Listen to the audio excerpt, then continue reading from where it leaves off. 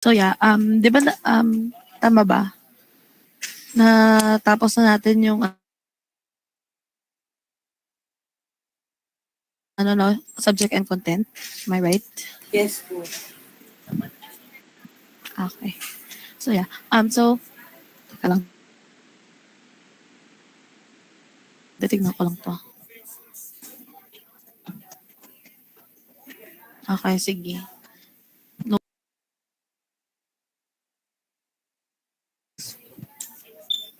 ano mo namang maganda pa naman ang internet natin dito sa school.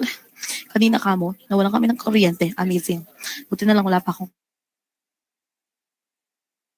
klase. Anyways, so yun, yung midterm quiz 1 and 2 po natin, no,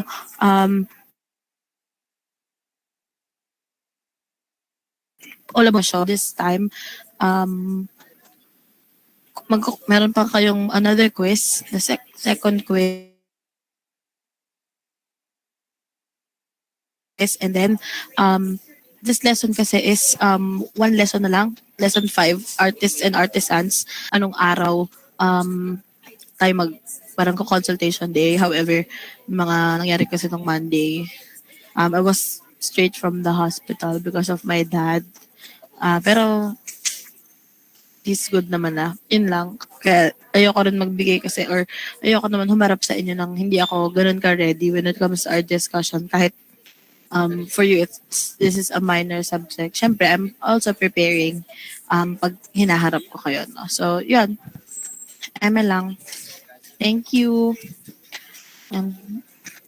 So, we'll go ahead and start. Again, guys, baka pwede magbasa, no? Or opinions. Teka nga, ready ko lang yung attendance. Sorry na, daming commercial. Ay, wait lang.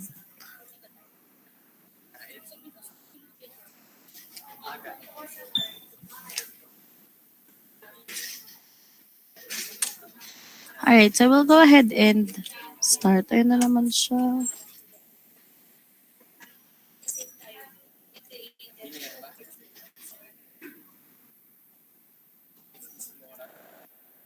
Yan. So we'll go ahead and start. Can somebody please read this first slide, please? Yes, Junie. Arts is one of the most significant ways in which we try to grapple with how the present unfolds. In Robert Henry's The Art Spirit, he stated that art when really understood, is the province of every human being. It is simply a question of doing anything well. It is not an outside extra thing. When the artist is alive in any person, whatever his kind of work may be, he becomes an inventive, searching, daring, self expressing creature. He becomes interesting to other people. He disturbs, upsets, enlightens, and he opens ways for better understanding. Where those who are not artists are trying to close the book, he opens it, shows that there are more cases possible. All right, thank you. So, according to Robert Henry, yun sa book niya na Art Spirit, dito na-emphasize kung ano yung possibilities when a person has that art spirit or isinasa puso niya yung art, no? Sinasabi dito na nakalagay, it's not an outside extra thing. Meaning, for example, if you're passionate about something, whether it is about your craft, photography, or dancing, ganyan, hindi siya magiging extra thing or parang errand para sa'yo kasi gusto mo yung ginagawa mo. Or nasa sa'yo yung spirit ng art, no? For example, yung activity na kailangan mong sumayaw. Sa iba parang, bakit naman sasayaw? Ayoko nang magsayaw, hindi ko gusto yon. Pero sa iba, when they love dancing and when that is their art or their passion, sa kanila wala lang yon, madaling bagay lang yon. Hindi sila mamabother. Another thing is, yun nga, when the artist is alive in a person, he becomes inventive, self expressing creature. So, ibig sabihin, di ba, parang, alam mo yung sinasabi na nagtatransform, nag-iibang anyo ka kapag ginagawa mo na yung gusto mo. Kasi parang, doon ka magaling eh. Lahat ng passion, ng energy mo nandoon. And, yun yung, para sa iba, hindi nila inaakalang kaya mong gawin. Ganun. And then, lastly, sinasabi dito, not yun doon sa hindi artist, they're trying to close the book. He opens it, shows that there are more pages possible. So dito sinasabi na kahit anong bashing or kahit anong sino mag-awat sa'yo, sabihin sisiraan ka or sabihin na wala kang mararating, passion ka pa, hindi ka naman mabubuhay dyan, no? Kahit may ganon, you will not stop, but rather, mas may ipapakita mo pa or maglalight yun ng fire sa puso mo na sasabihin mo na, hindi mo alam kung gaano kaganda tong ginagawa ko. Tapos mas may papakita mo pa kung ano yung maibibigay mo when it comes to your art. Okay? So yun po yung interpretation ni Robert Henry about art. And next is, there's a saying here, according to Peter Drucker, he's an author with the book Post-Capitalist Society. Ito po ay book about capitalism. And sinasabi dito na, and the real controlling resource and the absolutely decisive factor of production is neither capital, not land, not labor, it is knowledge. So, kahit naman saan pong bagay, ano, pasensya na yung mga dumadaan. I mean, kahit saan naman bagay, kahit anong gawin, kahit, literal na kahit ano, lamang yung knowledge, and knowledge is power. For example, sa war, susugod ka ba sa war ng hindi mo alam kung paano gamitin yung mga armas? Sa business, susugod ka ba sa business nang wala kang nalalaman or gusto mo lang ginagawa mo without the knowledge? Diba? Hindi naman. So, sinasabi dito na para maging successful, whether it is in society, in anything, you have to have that knowledge as your power, no? Alright. And then sinasabi dito, one type of knowledge that fuels the 21st century people is creativity. So yun po. 'Di ba? Um, lahat naman tayo may parang creativity drive sa atin. So yan, isa daw siyang key element when it comes to knowledge. Alright. And then, can someone please read the slide? Anyone? Yes, Sunga? In the first episode of the video series, New Ways of Seeing, underscored the significance of not only the discovery of the cave painting but also the painting themselves. Jerry Saltz asserted that these first artists invented a way to get the three-dimension world into two-dimension and attach value to their own ideas. And all of the history of art flows forth from this invention. Alright, so dito daw, based on yung series na yun, which is New Ways of Seeing, sinabi ni Jerry Saltz, siya ay isang art critic, no? Na dito kasi fini-feature not only the discovery of yung cave paintings but yung creativity ng painting itself. So, ito yung examples ng isa sa mga cave paintings na na-discover before. Balik tayo dito. Dito nga sinasabi on the next slide, no, na they are referring, ang likot naman ito.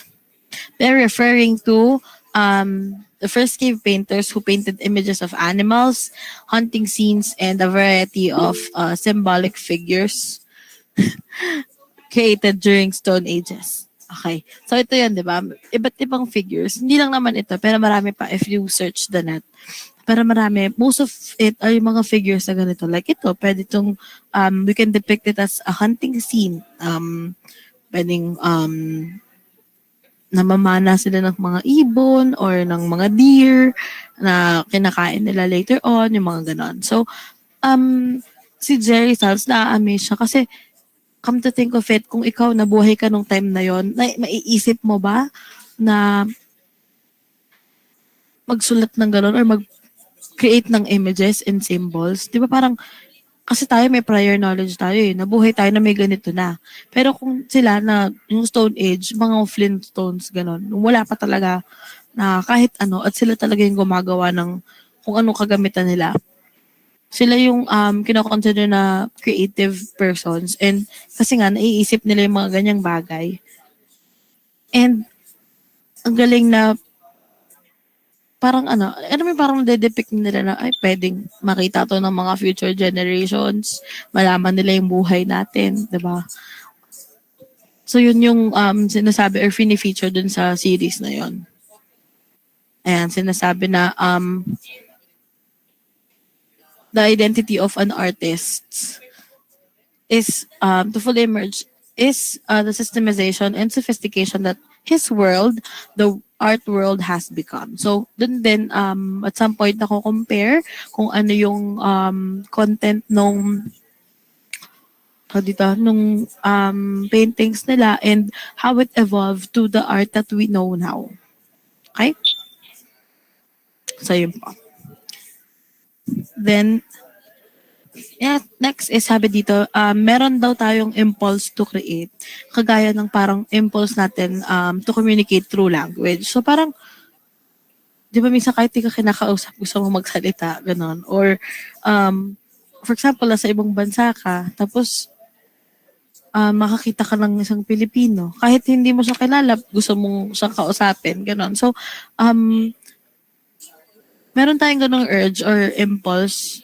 And ganoon din daw kapag dating sa art. Now, since from the start daw ng human civilization, meron na tayong ganon. Kaya nga, na-distinguish natin kung ano yung artists and yung mga artisans, which is, we will now define who they are and what they do. Okay? So, can somebody please read this slide?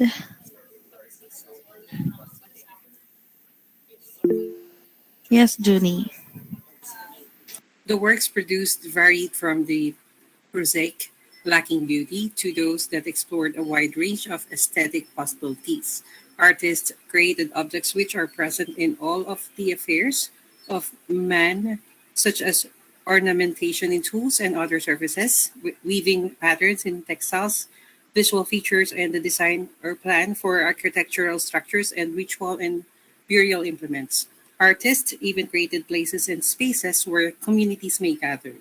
Examples are numerous monuments and memorials, such as infamous Vietnam Veterans Memorial in Washington, D.C.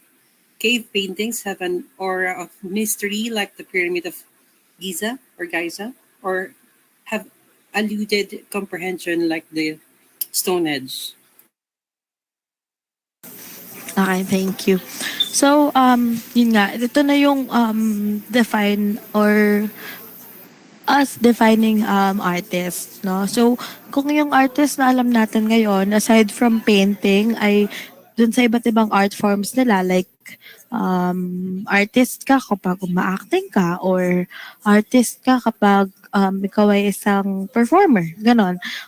Before, artists are creating objects that is aesthetically pleasing.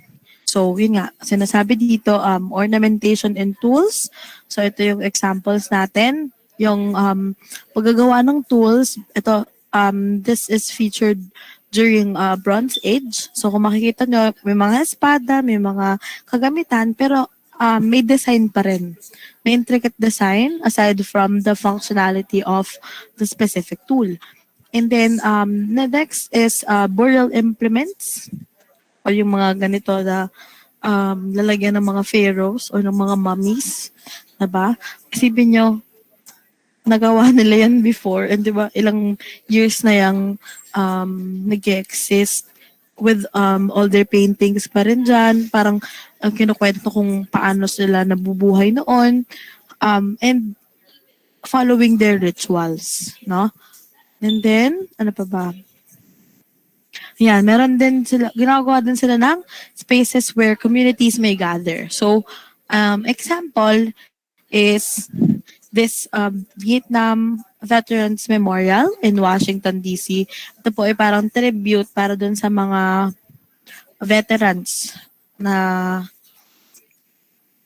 lumaban noon, no? So makikita nyo, may pagka-artistic side pa rin siya kasi may instances na pag tama yung light, ganyan yung itsura niya. Parang lang siyang nagbi-mirror sa nature. Kahit bukod doon, may specific purpose siya na um,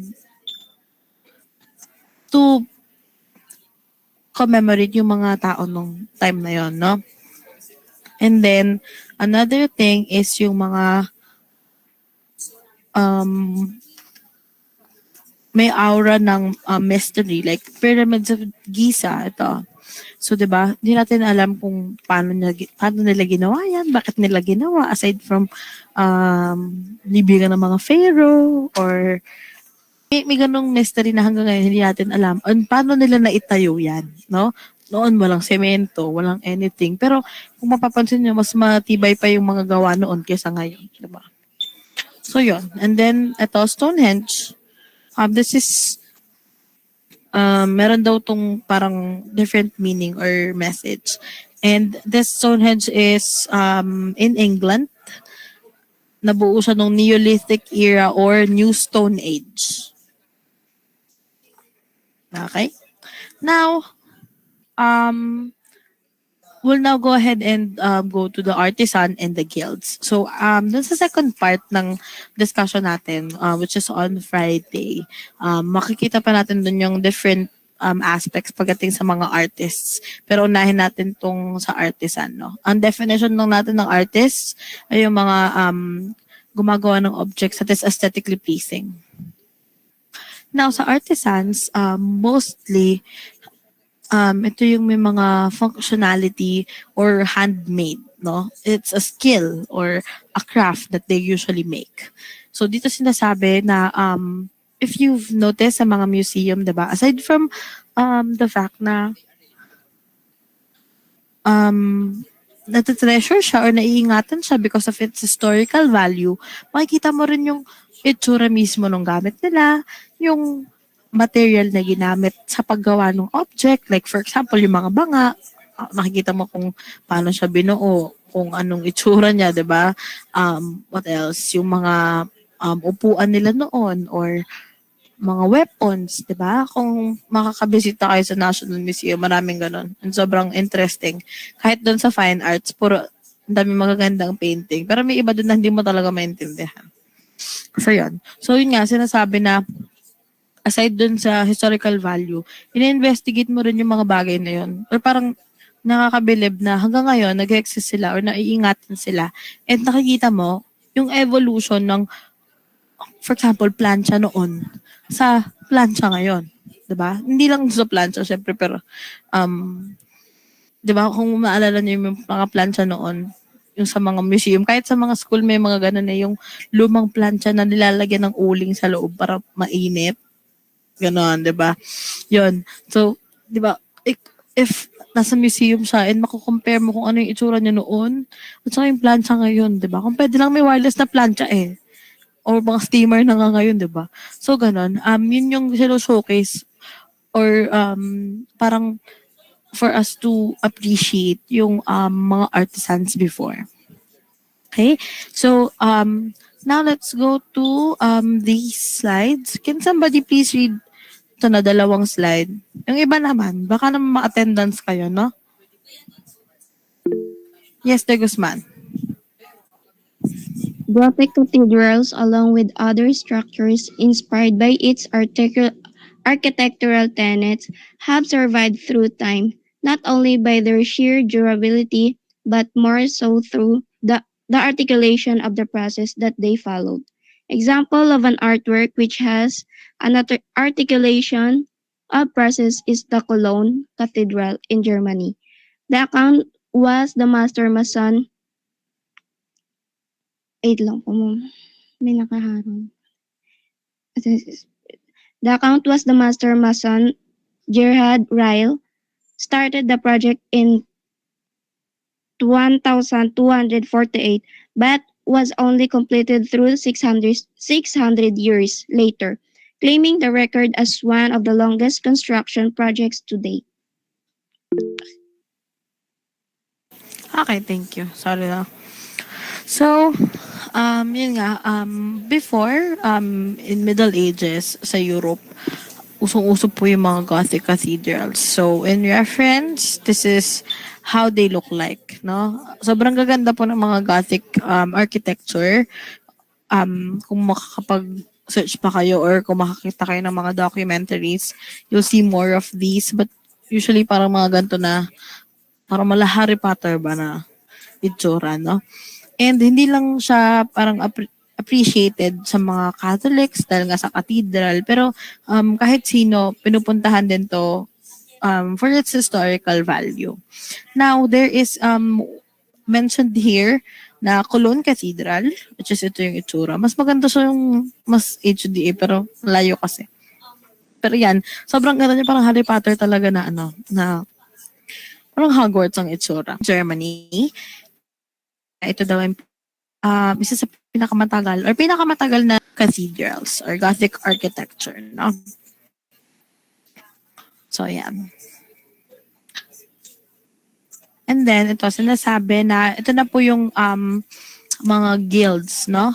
Artisans and their guilds. So, pag sinabi natin guild, it is a type of social fellowship, an association structured with rules, customs, rights, and responsibilities. So, ito po ay parang group nila or yun nga, parang league of mga kung ano mang craft yung pinaperson nyo. So, for example, shoemakers, gano'n. So, meron kayong guild or may group ng shoemakers. And then, yung mga tao doon is called artisans. Lahat naman artisans, pero may iba't iba kayong craft na ginagawa or iba't ibang expertise, no? So, yun. Sinasabi dito, a master artisan would be open to hiring apprentices who would be under his instruction. So yun, sinasabi po, ang sistema kapag nasa guild, meron kayong master artisan, siya yung pinaka-leader nyo. Siya yung, usually yung matatanda na sila yung nag-umpisa or minana rin nila yung position as a master artisan. So ang ginagawa, para kayo nag-OJT training sa master artisan. So, for example, gusto mo stained glass, yung nasa simbahan yung kanina. So, pupunta ka sa isang master artisan na, yun nga, ang expertise is stained glass and then mag-a-apprentice ka doon. And before, usong-uso po yung after ng apprenticeship. For example, ang kontrata nyo, 1 taon, no? So, after 1 year, aalis yung artisan na yon, yung training artisan, tapos pupunta siya sa ibang lugar. So, for example, dito siya sa Dasma, dahil natapos na yung apprenticeship, nililipat na siya sa Bacoor. Tapos doon siya maghahanap ng panibagong master artisan kung doon siya mag-a-apprenticeship or mag-a-apply as an apprentice.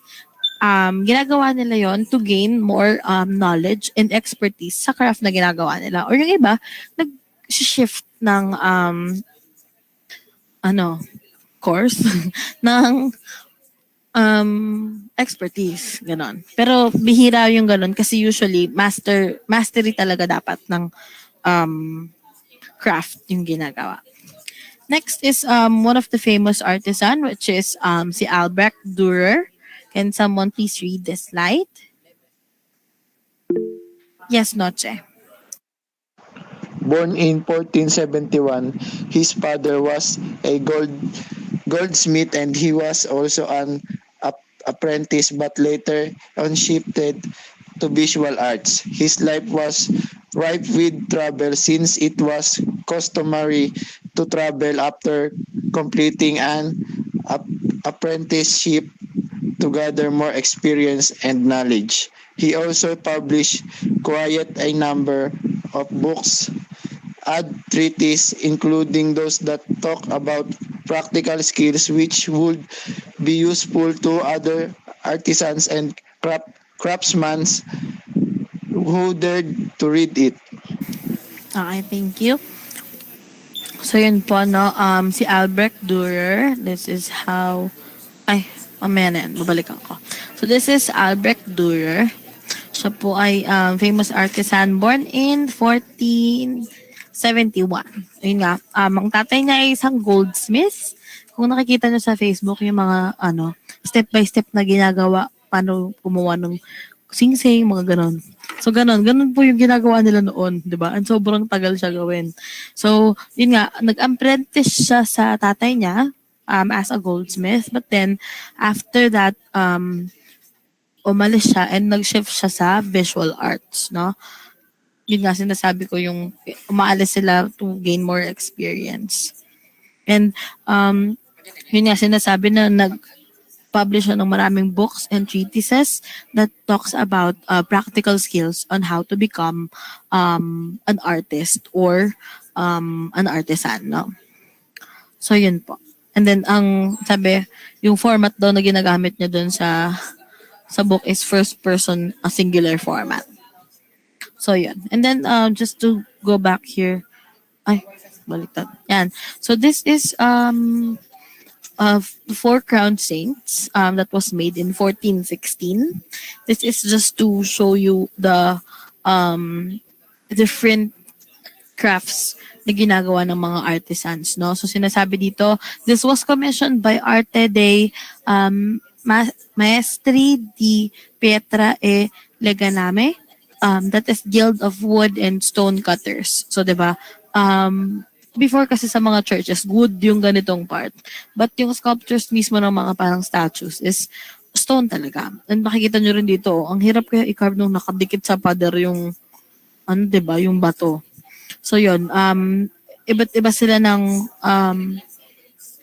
genre or parang ng expertise kasi nga ito, yung guild nila mismo is wood and stone lang yung pinupursue. Ganun. So ito yung product ng kanilang guild which is the Four Saints. Okay? Okay. And then next is about the Filipino artisans during Spanish colonial period. Can somebody please read this? Yes, Innocente. Artisans first learned to depict their religious images and scenes. Friars, being non-artists themselves, provided references the artists could use. Spanish friars commissioned a lot of artisans to carve, paint, and engrave images for churches and public sites. Each locality had their own style of or feature the way their depictions made. Example is manner in which Boholano artists would paint saints and scenes which were different from those Rizal or in Laguna. Okay, thank you. So yun nga, during that Spanish era, 'di ba, mostly about Catholicism and then yung mga friars, wala naman silang ibang bihira yung may talent at that time, 'di ba? Ngayon kasi parang may mga most on singing, on anything. Pero noon, bili nga lang talaga yung may ganong crafted skill. Ngayon, nung time na yon, marami silang kinomission ng mga artists or artisans to do something like yung pinakita ko sa inyo kanina, yung Four Saints, ganon. So, para mabuo yung church, yung mga intricate design sa church, ganon yung ginawa ng mga Spanish priests. And kasama na dito itong Project Kisame. Yung Project Kisame po is a project of yung ibang enthusiasts and artists na i-promote na i-conserve yung mga ceiling paintings nung mga matagal na. If you remember yung huling discussion natin about creation of Adam, 'di ba? That's one of the most famous ceiling painting. Pag sa ceiling painting, hindi naman natin mapipreserve yun. Hindi naman pwede ilagay sa museum, di ba? So, sa kanila, ang pinapromote nila, kung hindi man maalagaan or hindi mapigilan yung mga natural resources na masira yun, at least ma-document siya para makita rin ng ibang tao. So, ito pala yung examples ng mga works or yung mga kinomission ng mga pare, like stained glass. And yung mga ganito, yung wood carving, hindi na sa side. And itong mga stone carving, which is hanggang ngayon, di ba, sa mga lumang simbahan, ganito yung nakikita natin. And sobrang galing lang ng pagkakagawa nila. Kasi sobrang hirap gawin yan, tapos nakatingala ka dun, di ba? Good luck. Anyway, yun nga, ito yung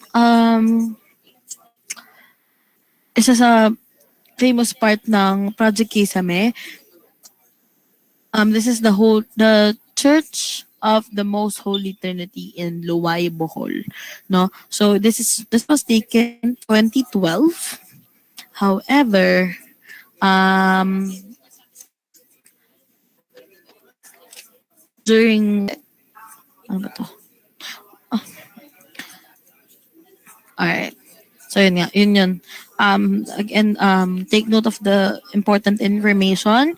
The church was built in 1822, and yun nga, yung paintings were Trump Olay style, no? Yung nabasa dyan, Trump Olay. Kasi French, yan. And then in 2003, it became a national historical landmark, which was one of the, yun nga, kasi nga na-damage siya ng earthquake at that time. Yun. The bell tower was only section of the structure which remained. Okay. Yan. And then after that time, around 1800s, no, ito naman yung type of art na pumalit. Can somebody please read this slide? Yes, Carion? Ganun po ba ako? Yes. From the church, the next patrons of the arts were the New Age, the Illustrados or the middle class. Portrait paintings became fad. Two important genres for painting at the time were the tipos del pais and letra y figuras. Tipo del pais was the watercolor paintings that showcased the different local inhabitants of the country in different curves and clues to their occupation and status, while letra y figuras combined the principle of tipos del pais and incorporated it as means to illustrate the Okay, thank you. No, yun yung mga ilustrado. So if you remembered your Rizal or kung wala pa kayo nun, baka narinig nyo na before or parang context clues ba na merong ilustrados, yun yung mga middle class man or mga nakakaangat-angat sa buhay. No? So there are two paintings or two genres of painting at that time which is called Tipos del País and Letra y Figuras. So tipos del País nga watercolor painting sa pinapakita yung ginagawa nila sa buhay while also showing their kasuotan, no? So ito 'yon.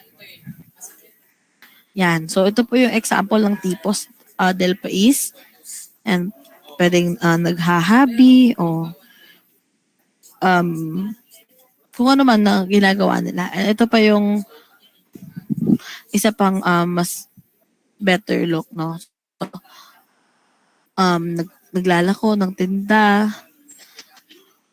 Ito naman, hindi ko alam kung anong ginagawa niya. El mestizo. Baka siya, sa stroll.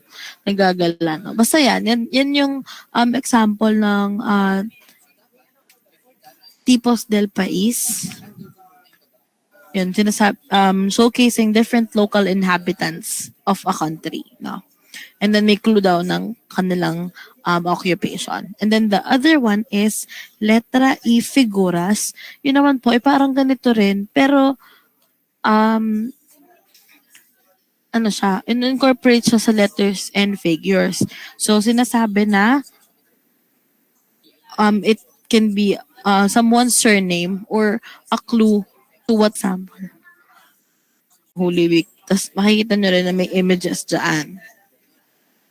Then another example is, ito na medyo modern na to. Ito naman yung ini-incorporate yung letter sa ginagawa or sa certain object. Like for ito, B, it can be a barrel, no? A C, mukha siyang orange pero it can be clementine. Ganon. Ito M, it can be a mother and so on. No? So yun po yung examples ng letra E figuras. Okay?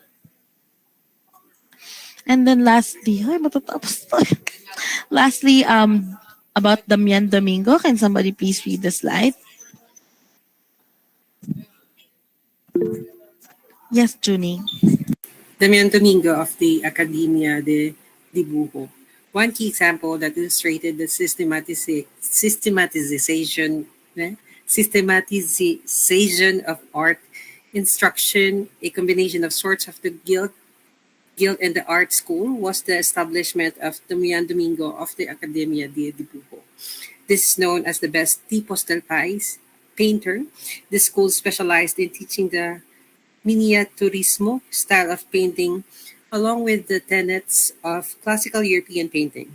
Miniaturismo style is an art showing a person in a serious motive and outlook while holding an object that tells about his, her power and status of living. Okay, thank you.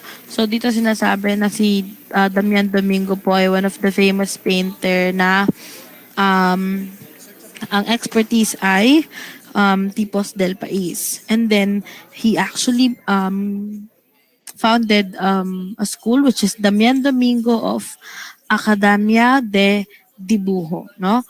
So yun po, it's a mix of guild and art school. So parang may samahan sa school na yon, pero it also teaches you different styles and arts or modes when it comes to painting.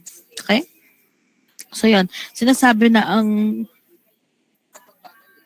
specialization ng school ay miniaturismo style na may halong European um, style, no? So, ito yung example. Mostly, ito, may hawak daw silang isang object na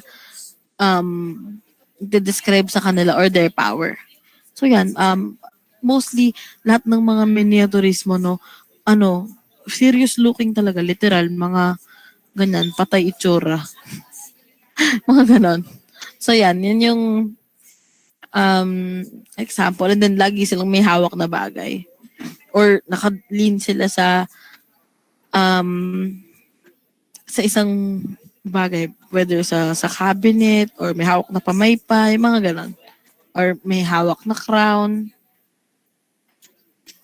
mga ganon po. And mukha siyang may sinasabing may influence ng European style. Kasi di ba kung nakita niyo yung Mona Lisa, sila yung nagpauna nung self-portrait. Gano'n. So, yun yung sinasabi na influence ng European when it comes to that specialized art dun sa school ni Damian Domingo.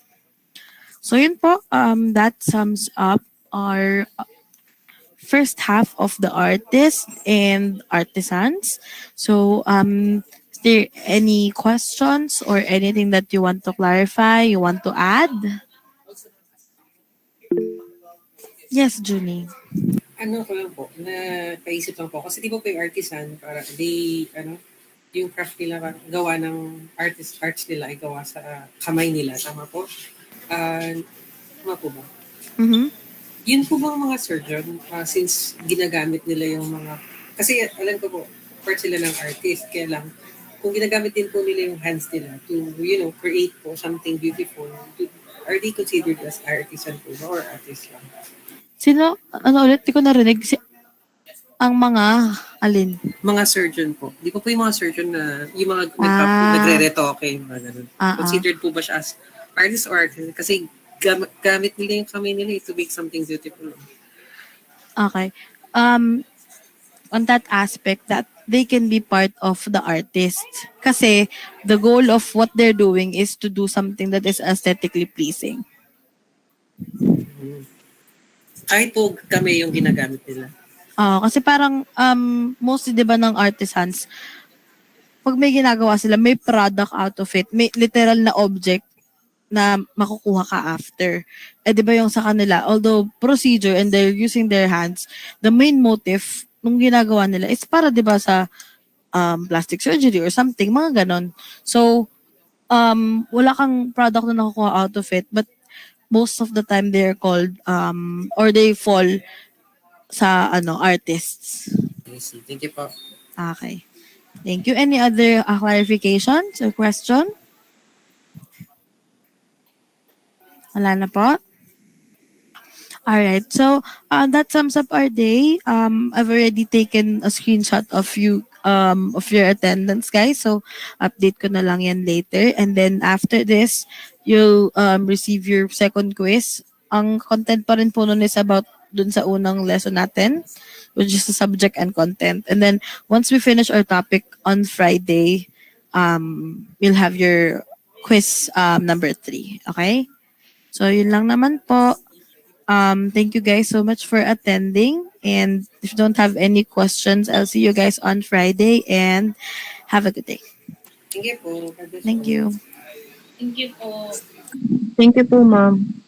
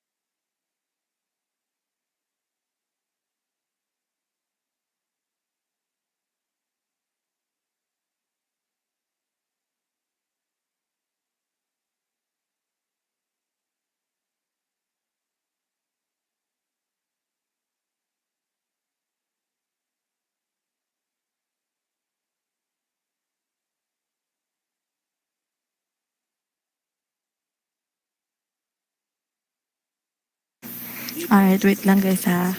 Just setting up kasi lumipat ako ng PC.